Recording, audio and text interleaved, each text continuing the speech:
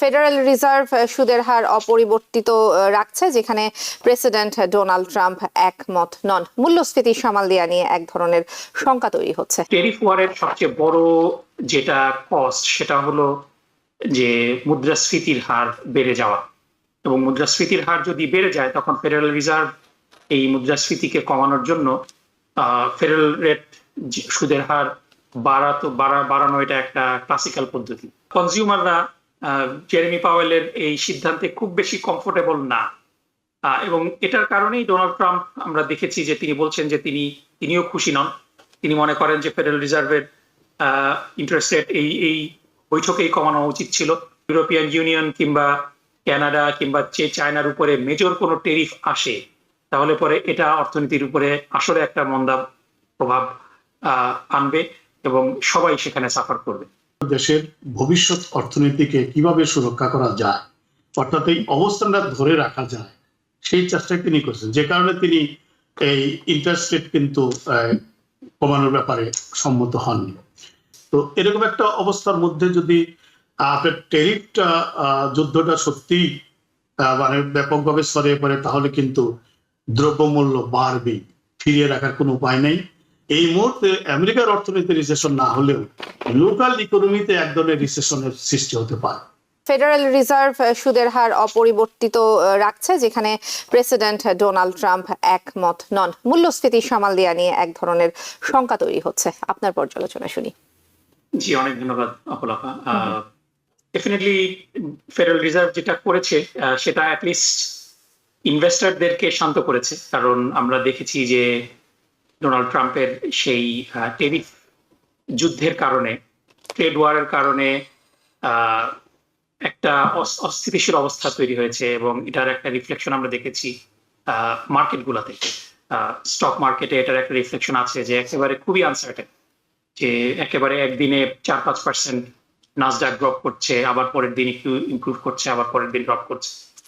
So এই tariff ওয়ারের সবচেয়ে বড় যেটা কস্ট সেটা হলো যে মুদ্রাস্ফীতির হার বেড়ে যাওয়া, এবং মুদ্রাস্ফীতির হার যদি বেড়ে যায় তখন ফেডারেল রিজার্ভ এই মুদ্রাস্ফীতিকে কমানোর জন্য ফেডারেল রেট সুদের হার বাড়ানো এটা একটা ক্লাসিক্যাল পদ্ধতি, এবং সেটাই অনেকে আশঙ্কা করছিল যে আমরা দেখছি যে এই টেরিফ ওয়ারের কারণে European union particularly red state গুলোকে কিন্তু টার্গেট করছে। এই জন্য এগ্রিকালচারাল প্রোডাক্ট গুলোর দাম বেড়ে যাচ্ছে। ডিমের দাম এখনো পর্যন্ত আমেরিকাতে সর্বোচ্চ, আমার স্মরণকালে আমি ডিমের দাম এত বেশি কখনো দেখিনি। সো একটা কিন্তু ইনফ্লেশনারি প্রেশার রয়েছে। সো সেদিক থেকে ফেডারেল রিজার্ভ যে ইন্টারেস্ট রেট বাড়াননি, এটা ডেফিনেটলি একটা ভালো সিদ্ধান্ত, এবং তারা ফোরকাস্ট করছে যে তারা এই 2025 সালে এই ইন্টারেস্ট রেটটা কমাবেন। সো এটা ডেফিনেটলি আজকে আমরা যদি দেখি যে মার্কেটে কিন্তু রিয়াকশনটা মিক্সড হয়েছে। সকালবেলা একদম শুরুর দিকে মার্কেট খুব উপরে উঠেছিল, দর মার্কেট তার প্রায় অলমোস্ট 1-2% কাছাকাছি অধিকাংশ ইন্ডিসিস গুলা বেড়ে গিয়েছিল, কিন্তু আমরা দিন শেষে দেখছি যে সেই আশঙ্কা গুলা কিন্তু রয়ে গিয়েছে, যার কারণে মেজর সবগুলা index, Dow, Nasdaq, S&P 500, Rasel, সবগুলোই কিন্তু পতন ঘটেছে আজকে দিন শেষে। সো এটা বলে দেয় যে কনজিউমাররা জেরেমি পাওয়েলের এই সিদ্ধান্তে খুব বেশি কমফোর্টেবল না, এবং এটার কারণেই ডোনাল্ড ট্রাম্প আমরা দেখেছি যে তিনি বলছেন যে তিনিও খুশি নন। তিনি মনে করেন যে ফেডারেল রিজার্ভের ইন্টারেস্ট রেট এই বৈঠকেই কমানো উচিত ছিল, কিন্তু ডেফিনেটলি আমরা ভুলে গেলে চলবে না যে আমাদের এখানে ফেডারেল রিজার্ভ কিন্তু ইন্ডিপেন্ডেন্টলি কাজ করে, এবং ফেডারেল রিজার্ভের চেয়ারম্যানের নিয়োগ ডেফিনেটলি প্রেসিডেন্ট দেন, কিন্তু ফেডারেল রিজার্ভ এর চেয়ারম্যানকে ইমপিচমেন্ট ছাড়া সরানোর কিন্তু কোনো উপায় নেই। সুতরাং জেরোম পাওয়েল কিন্তু তার ইন্ডিপেন্ডেন্স দিয়েই কাজ করবেন।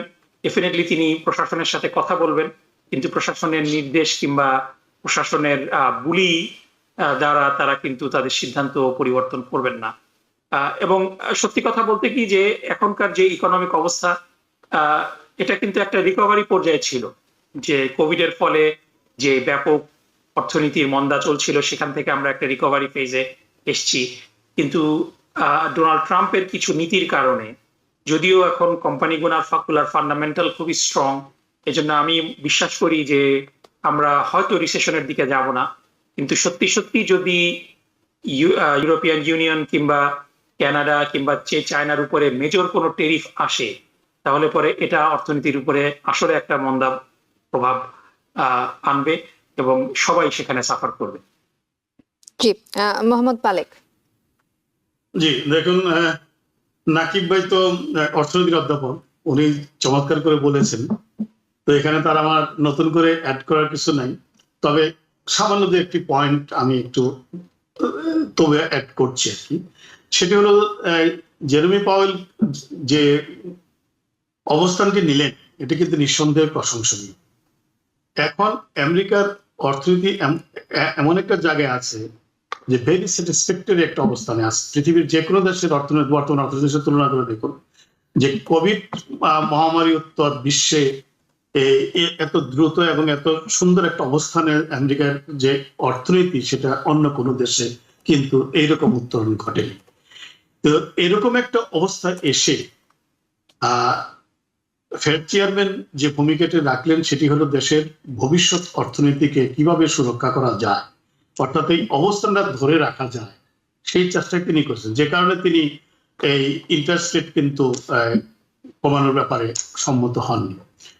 তো তিনি বরং কিছু সতর্ক আশঙ্কার কথা বলেছেন, যেমন তিনটি বিষয় নিয়ে তিনি উল্লেখ করেছেন। একটি বিষয় হলো ট্রাম্পের যে ট্যারিফ নীতি, সেটি যদি কার্যকর উনি সত্যি করেন, তাহলে যে দুটি জিনিস হবে, একটা হবে হায়ার ইনফ্লেশন আর একটা হবে উইকার গ্রোথ।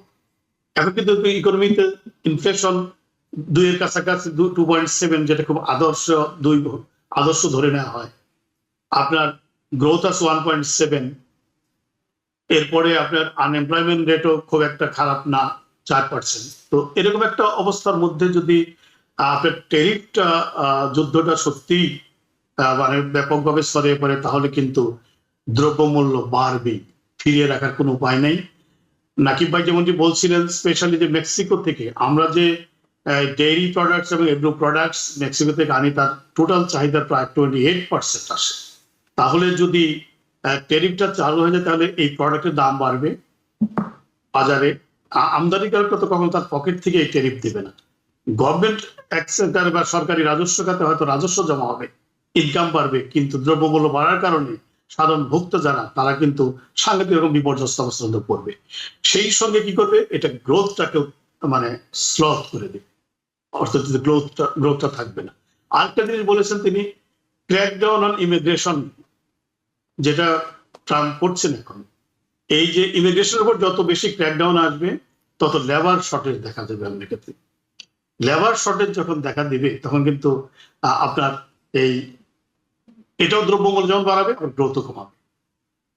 আরেকটি কথা তিনি বলেছেন যে মাস লে অফ যেটা করছেন তিনি, ফেডারেল ওয়ার্কার্স, বিভিন্ন লেভেলের ফেডারেল ওয়ার্কার্স যে মাস লে অফ করছে, এর ফলে যেটা হবে যে এই মুহূর্তে আমেরিকার অর্থনীতি রিসেশন না হলেও লোকাল ইকোনমিতে এক ধরনের রিসেশনের সৃষ্টি হতে পারে। এই তিনটা স্পেশাল সতর্ক অবস্থার কথা তিনি বলেছেন। তারপরে তিনি যেটা বলছেন, নেট এফেক্ট কি হবে ট্রাম্পের এই সমস্ত পলিসির কারণে গ্রোথ, ইনফ্লেশন এবং লেবারের উপরে, সেটা এখনো অনিশ্চিত। তবে তিনি যে কাজটি করেছেন, যে মেতে একটা কাটের কথা ছিল, রেড কাটের, তিনি সেটাতে বলেছেন, নাকচ করে দিয়েছেন যে মেতে আপাতত রেড কাট হচ্ছে না, যদিও 2025 এর মধ্যে 2বার কাটের সম্ভাবনা আছে, কিন্তু মেতে একটা হয়তো সম্ভাবনা ছিল, সেটি তিনি নাকচ করে দিয়েছেন। তার মানে তিনি একটু সতর্ক হচ্ছেন যে এই ট্রাম্পের ট্যারিফ বা ইমিগ্রেশন ক্র্যাকডাউন বা মাস লে অফ, এগুলো ইকোনমিতে আর কি ধরনের প্রভাব ফেলে সেটা দেখার জন্য হয়তো। নিউ ইয়র্ক থেকে সম্প্রচারিত TVN 24 টেলিভিশন, বিশ্বজুড়ে বাঙালির কণ্ঠস্বর।